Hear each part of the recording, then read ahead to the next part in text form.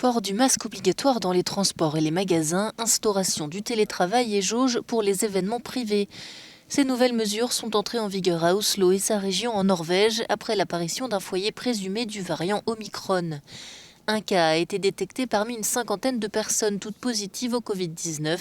Vaccinées, elles avaient participé à un repas de Noël. Les autorités redoutent un cluster majeur. Omicron présente encore plus de variations que Delta, donc nous devons surveiller de près s'il provoque des maladies plus graves ou des maladies moins graves, nous ne le savons pas encore. Et aussi si les vaccins sont efficaces sur ce variant.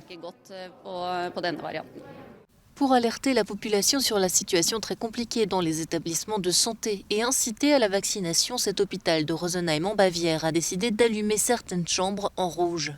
Et pour freiner cette cinquième vague, la chancelière allemande Angela Merkel et son successeur Olaf Scholz ont décidé jeudi d'interdire l'accès aux magasins non essentiels, restaurants et certains loisirs aux non-vaccinés. L'obligation vaccinale pourrait entrer en vigueur dès février. Au Royaume-Uni, le Premier ministre Boris Johnson a voulu donner l'exemple en recevant sa dose de rappel. Pour lui, toutefois, il n'est pas nécessaire de prendre davantage de mesures avant Noël. Le plus important, c'est que les gens suivent les conseils que nous avons donnés et qu'ils n'annulent pas les choses qu'ils ont prévues. Ce n'est pas nécessaire et ce n'est pas ce que nous préconisons. Ce que nous faisons, c'est essayer de répondre de manière équilibrée et proportionnée à l'arrivée du variant Omicron.